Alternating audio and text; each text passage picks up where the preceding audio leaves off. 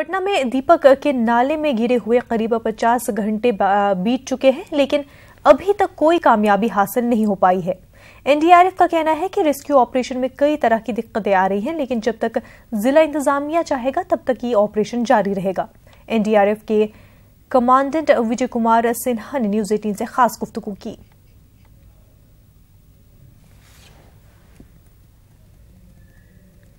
दीपक की तलाश तीसरे दिन भी जारी है। एनडीआरएफ के कमांडेंट विजय सिन्हा मौके पर पहुंच गए हैं। आइए उन्हीं से बात करते हैं। देर रात तक रेस्क्यू चला था, फिर उसे रोक क्यों दिया गया? रोका नहीं गया है। एक्चुअली हम लोग रात में जो हमारे लड़के हैं उनको हम लोग कोशिश यही करते हैं कि वो शिफ्ट वाइज चेंज करते हैं, तो एक को चेंज करते हैं, दूसरे को निकालते हैं। अंदर में अंधेरा बहुत है।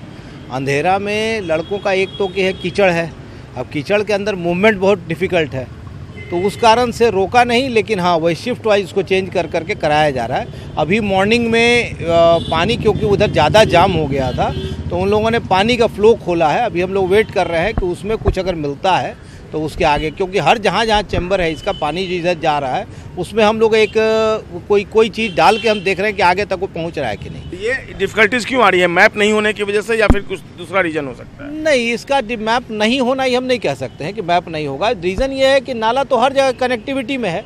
अब किधर पानी, हर फ्लो को हम लोग चेक कर रहे हैं, तो एक एक फ्लो को चेक करने में समय तो लगेगा ही। अब हम लोग देख रहे हैं कितना देर में सफलता मिलती है, तो कोशिश हमारी है कि जितनी जल्दी इसमें कुछ सफलता मिल जाए। हम अभी इसको बंद नहीं करेंगे, हमारे चलता रहेगा। देखना होगा आगे किस तरह से रेस्क्यू वर्क चलता है। चूँकि डिफ़िकल्टीज आ रही है और एसडीआरएफ के कमांडेंट भी स्वीकार करते हैं कि कई परेशानियां हैं टीम के सामने, लेकिन बावजूद इसके रेस्क्यू वर्क चलता रहेगा। कैमरा पर्सन दीपक के साथ संजय कुमार, न्यूज 18 पटना।